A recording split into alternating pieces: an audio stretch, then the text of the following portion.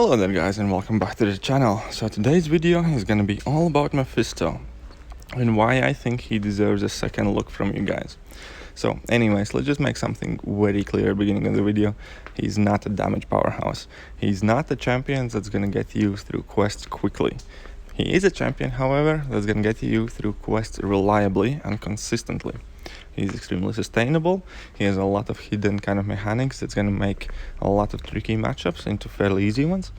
But as we can see in this video, even though I'm using all of his synergies with Symbiote Supreme, letting him activate his aura of incineration while striking opponent, Wish Champion, giving him additional 15% attack per each persistent charge, Morningstar giving him additional persistent charge at the beginning of every fight, and Ghost Rider increasing his incinerate aura's damage by 70%. With all that, his damage output isn't great. It's kind of like middle of the range over there. It's not bad, it's just not great either. If you hear any background noises, once again my apologies, I'm recording this at work. But yeah, but the damage isn't really kind of like the Mephisto's point. The main point is that he has a lot of different utility toolkits within himself. The main ones being soul imprisonment, when opponents can't activate any buffs. They last 15 seconds and it's active whenever we shoot level 1 if we have a soul, and at the beginning of every fight for 15 seconds. Also, he has a power drain on his level 3 once a fight that can power drain 2 bars of power. He has passive power gain with his aura of incineration, and his aura of incineration deals damage as well. And all that combined actually gives him really good kind of toolkit, and if that's not enough, he's actually really sustainable. Whenever he drops below 30%, he heals up based on the number of souls he consumes, and he can heal up back to 100%. But yeah, anyways, still, despite all that, many people are kind of like ignoring him. But the thing I think many people don't understand about Mephisto, that he is a lot like Corvus Glaive. Corvus Glaive doesn't shine when he's rank 3 without suicides doing variant. Nobody's in love with Corvus then, just because you run out of persistent charges and it's not a good time. Nobody likes Corvus in that kind of scenario. When people like Corvus is when you have ranked him up highly, when you have suicides on, when you might have some boost going or cosmic power boost, and then all of a sudden Corvus becomes this godlike champion. Mephisto is really similar in that kind of sense, because he has to be ranked appropriately to the level of kind of like opponents you're taking on. Because if you're fighting with a very small Mephisto against very strong opponents, you're not going to be able to keep your souls up. You're going to have to use too many level 1s to burn through too many souls, and it's not going to be a good time overall. However, if your Mephisto is appropriate rank to the champions you're taking on, you're going to have extremely good time fighting.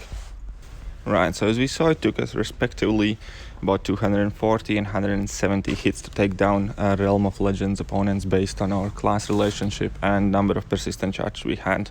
But anyways, now let's quickly jump in Act 6. And in Act 6, we all know there is an incinerate lane in 615 with the Crossbones boss. And there aren't too many incinerate immune champions in this game. However, Mephisto, even though he's not completely incinerate immune, he takes no incinerate damage, which actually quite often turns out even better, just because we still have debuff on us, and it means we can heal from willpower. Another thing Mephisto has is ability to kind of bypass buffet with his soul imprisonment. While it's active, basically they can't activate any buffs, and that means they can't heal, because that buffet buff is still a buff, even though it only appears for a split second. I do make a mistake in this fight. I should have just kept for my level 1s and quickly gotten her down, but I tried to go for level 3, activate my permanent aura of incineration, and then finish her off. In hindsight, that was a mistake, but we still got her down. It took us a while, but it wasn't too difficult, and we didn't use all our soul charges. But I'm not going to be showing the entire fight here, but as I said before, Mephisto is gonna get you where you're going. He's just not gonna do it fast. But yeah, great damage output is not one of the things you should be looking for in him. But anyways, so I'm gonna cut the fight off in a second, and I'm gonna show him on a shock path. And you might think like, why on shock path? Because he's not shock immune. However, he has a very handy synergy with Dormammu, which basically reduces the damage he's taking from energy damage he's taking while damage over time debuffs are active by 80%. And that means in this case that shock is only dealing us 39 damage while we're healing 94 from willpower. So once again, it's actually kind of better than bringing just an immune champion, because we do get quite a bit of willpower heal out of this. And yeah, so you can, in case you do not have any shock immune champions at your disposal, Mephisto plus Dormammu is always a viable option. In case you guys didn't know, I hope it helps you guys out. But as you can see here, it's gonna take a while to finish that Spidey off, because yeah, Mephisto's damage is not the greatest.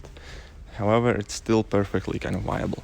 And one good thing about Mephisto is that you can use him in many different setups, like and he synergizes well with champions like Ghost Rider and Blade. I remember using him in map 6. That was my exact team, just because I had like a poison immunity, bleed immunity, and I had Blade with me, so my team was Ghost Rider, Blade, Mephisto. Anyway, so we quickly can jump in Act 5, Chapter 4, quest number 6. That's the final quest of Act 5, and we're going to be using my 4-star Mephisto. And I randomly chose to go on Bane node just because there are kind of like few interesting fights. But let's take a look at Hyperion. So because of Soul Imprisonment, Hyperion isn't getting any of his power gain.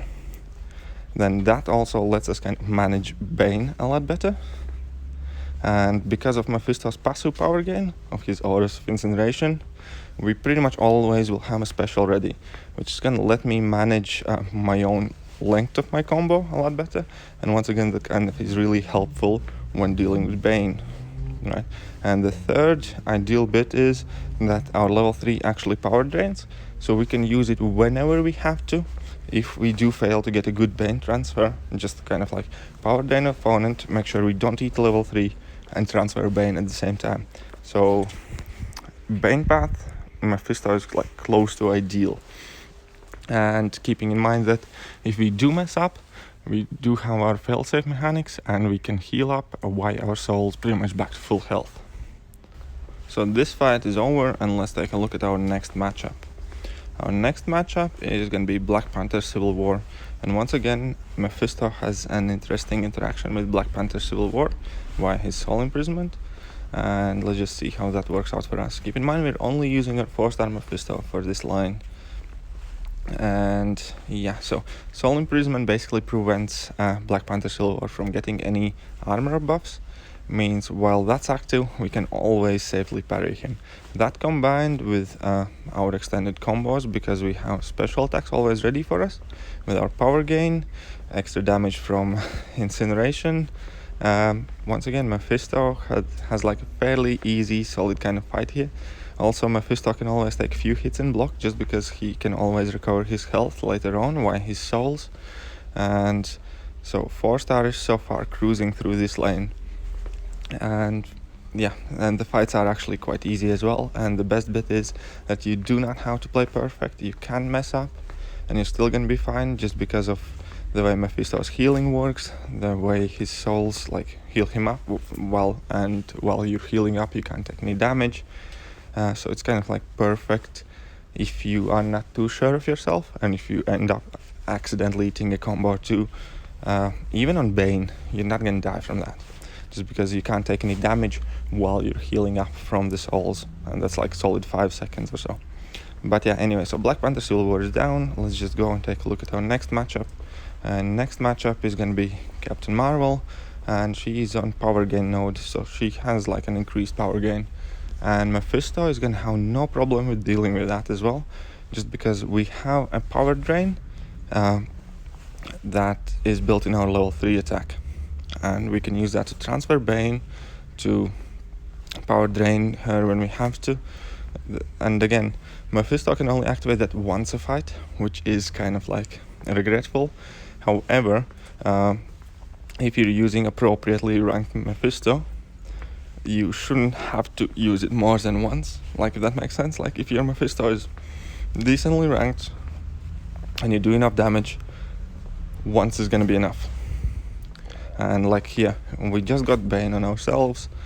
She was on quite a bit of power. We didn't want to waste time baiting out the special attack, so we just shot our own level 3, and we transferred the Bane with that, and we made sure she can't get to her level 3. And with that, she's gonna be pretty much dead. And as we saw the next matchups over there, I'm gonna cut the clip here short, but we're Juggernauts, so Mephisto can bypass Juggernaut's Unstoppables, and so on and so forth. Another interesting thing about Mephisto is, as I mentioned earlier, that he takes absolutely no damage from any source while he's healing from his souls. So here I start eating a combo, opponent is at level 3, he's gonna shoot level 3 and we're gonna take no damage. So if you're clever enough, you can use that to your advantage quite often, and kind of like when you're approaching that point where you're gonna heal up, you can use it to basically just kind of like bypass all the damage. Also, one more thing that I don't know if everybody's aware, Mephisto can always tank any special 3.